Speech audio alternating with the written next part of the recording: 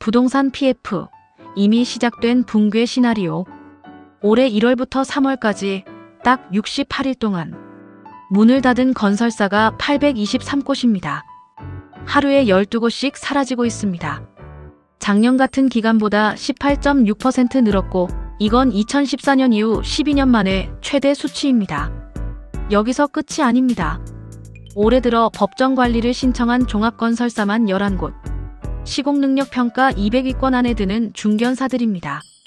경북 지역 6위 건설사도 무너졌고 시평액 2,452억 원의 전국 113위 기업도 법정 관리에 들어갔습니다. 이 모든 사태의 뒤에 하나의 단어가 있습니다. PF, 부동산 프로젝트 파이낸싱. 이게 뭔지 모르면 지금 벌어지고 있는 일을 이해할 수 없습니다. 이게 뭔지 알면 앞으로 벌어질 일이 보입니다. 오늘 10분 안에 전부 말씀드리겠습니다. PF가 뭐길래 건설사가 줄줄이 무너지는 걸까? PF, 프로젝트 파이낸싱. 이름은 어렵지만 원리는 간단합니다. 건설사가 아파트를 짓고 싶습니다. 그런데 땅을 사고 인허가 받고 공사하려면 돈이 필요해요. 자기 돈으로 부족합니다. 그래서 은행이나 금융회사한테 이렇게 말합니다.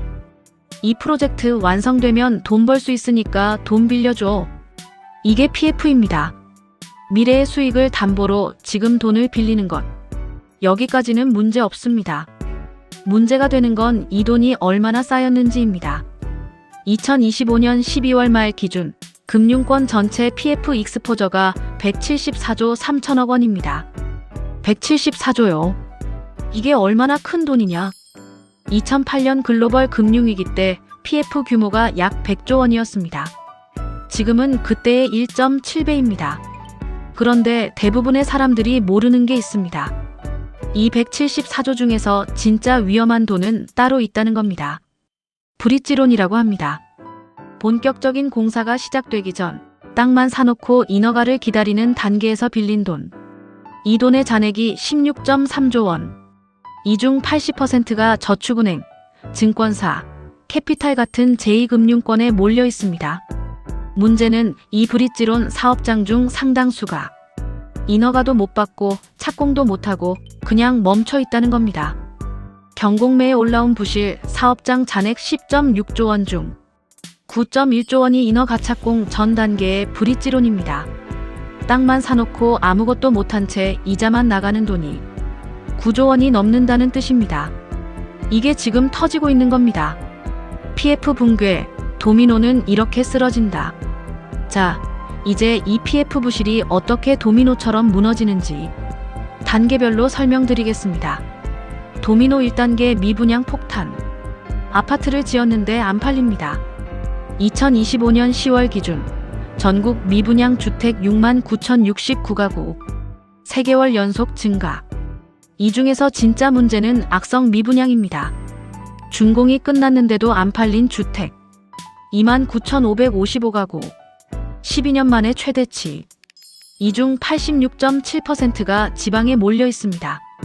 대구 3,156가구, 경북 3,268가구, 경남 3,249가구, 부산 3,156가구. 지방에서 아파트가 안 팔리면 어떤 일이 벌어지느냐? 도미노 2단계 건설사 현금 고갈. 분양 대금이 안 들어오면 건설사는 현금이 마릅니다. 중견 건설사 27곳의 공사 미수금이 2024년 9월 3조 7천억 원에서 2025년 9월 5조 2,607억 원으로 1년 만에 41.3% 급증했습니다. 돈을 받아야 하는데 못 받고 있는 겁니다. 한 중견 건설사 대표의 말이 현실을 보여줍니다. 공사비가 너무 올라 분양을 해도 손해가 난다. 직원 월급을 주자니 현금이 없다. 흑자를 내고 있었는데도 부도가 나는 경우도 있습니다. 경북 6위 홍성건설. 직전 회계연도 영업이익 58억 원.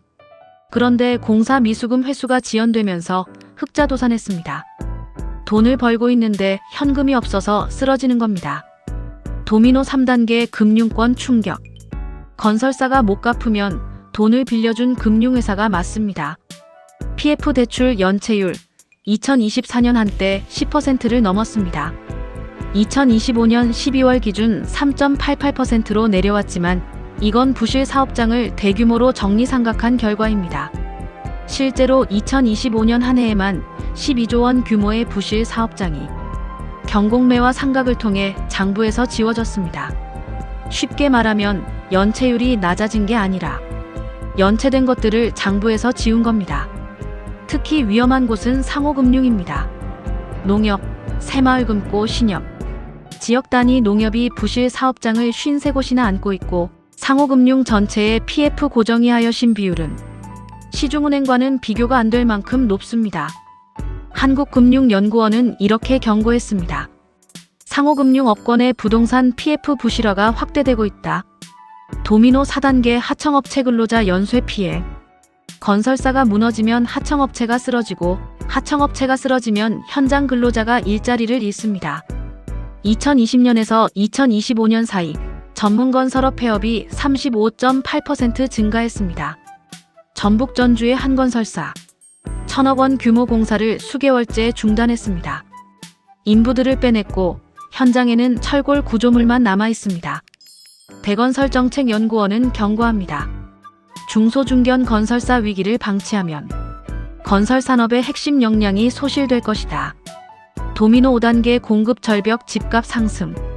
여기서 아이러니한 반전이 옵니다. 건설사가 무너지면 착공이 줄어들고 착공이 줄어들면 입주 물량이 감소하고 입주 물량이 감소하면 공급 절벽이 오고 공급 절벽이 오면 집값이 오릅니다.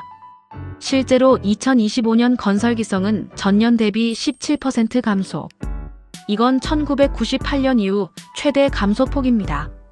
공사비 지수는 2026년 1월 133.28로 5개월 연속 상승하며 역대 최고치를 기록했습니다. PF 부실 건설사 도산 공급 감소 집값 상승. 이 역설적인 고리가 지금 돌아가고 있습니다. 서울 집값이 오르는 이유 중 하나가 바로 이 PF 붕괴에 있습니다. 그러면 우리는 어떻게 대비해야 할까? 자, 상황은 파악했습니다. 어떻게 대응해야 할까요? 정부 금융권 차원. 첫째, 부실은 빠르게 정리하되 연착륙이 핵심입니다. 정부는 2027년부터 PF 자기자본 비율을 단계적으로 올립니다. 4년에 걸쳐 5%에서 20%까지 급격한 충격 없이 체질을 바꾸겠다는 전략입니다. 둘째, 지방사업장 매각 지원이 시급합니다. 경공매 등록 사업장 잔액 구조 8천억 원 중 서울은 7%에 불과하고 지방이 52%를 차지합니다. 서울은 알아서 팔리지만 지방은 사줄 사람이 없습니다. 셋째, 상호금융 건전성 관리가 급합니다. 농협, 새마을금고의 PF 부실은 지역 서민 경제와 직결됩니다. 이 부분이 터지면 피해는 고스란히 지역 주민에게 돌아갑니다. 개인 차원. 하나, 분양 투자를 고려한다면 시행사시공사의 재무 건전성을 반드시 확인하세요. 부도건설사 목록은 대한건설협회에서 매달 공개합니다. 둘, 지방 분양권 미분양 매입은 극도로 신중해야 합니다. 악성 미분양의 87%가 지방입니다. 싸다고 덥석 물면 안 됩니다. 셋, PF 부실이 공급 절벽으로 이어지는 구조를 이해하세요. 지금 건설사가 무너지면 3년 후 입주할 아파트가 사라진다는 뜻입니다.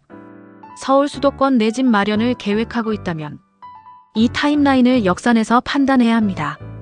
넷, 제2금융권에 예금이 있다면 예금자 보호 한도를 점검하세요. 저축은행, 새마을금고, 신협이 예금자 보호 한도는 1인당 5천만 원입니다. 오늘 내용 한 줄로 정리합니다. PF 부실은 건설사만의 문제가 아닙니다. PF 부실. 건설사 도산 올해만 823곳 폐업. 하청 근로자 연쇄 피해. 착공 감소. 공급 절벽. 집값 상승. 이 도미노를 이해해야 지금 부동산 시장에서 벌어지는 일의 전체 그림이 보입니다. 오늘 이 영상을 보신 여러분은 이미 다릅니다.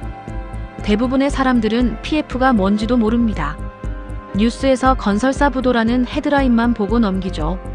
하지만 여러분은 이제 그 뒤에 있는 구조를 아셨습니다. 이 영상이 도움이 되셨다면 좋아요 한 번만 눌러주세요. 그러면 다음 영상에서 뵙겠습니다.